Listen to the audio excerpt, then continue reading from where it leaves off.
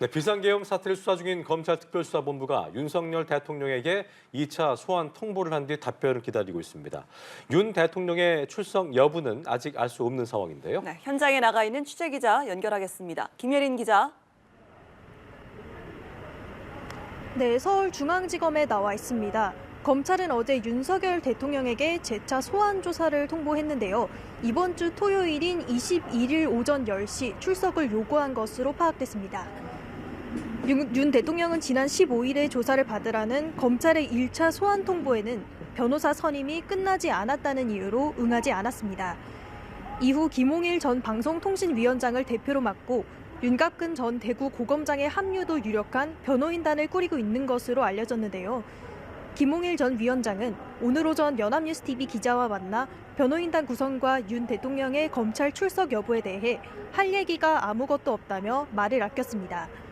윤 대통령이 이번 소환에 응한다면 현직 대통령에 대한 헌정사상 첫 검찰 조사가 되지만 또다시 조사를 거부할 가능성도 있는데요. 검찰은 2차 소환 불발 시 3차 소환을 통보하거나 강제로 신병을 확보하는 체포영장 등을 검토할 방침입니다.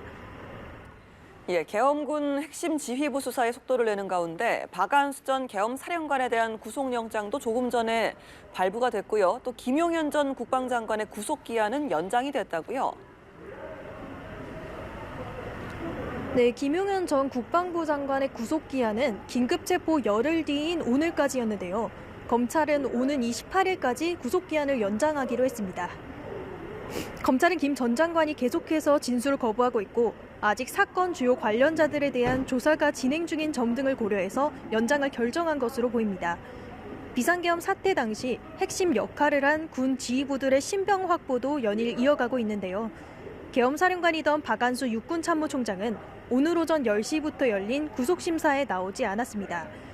이에 군사법원은 조금 전 박 총장에 대해 구속영장을 발부했는데요. 박 총장은 계엄 당시 위헌적인 내용이 담긴 포고령을 발표한 인물로 조지호 경찰청장에게 국회 통제를 지시한 의혹도 받습니다. 지금까지 서울중앙지검에서 연합뉴스TV 김예린입니다.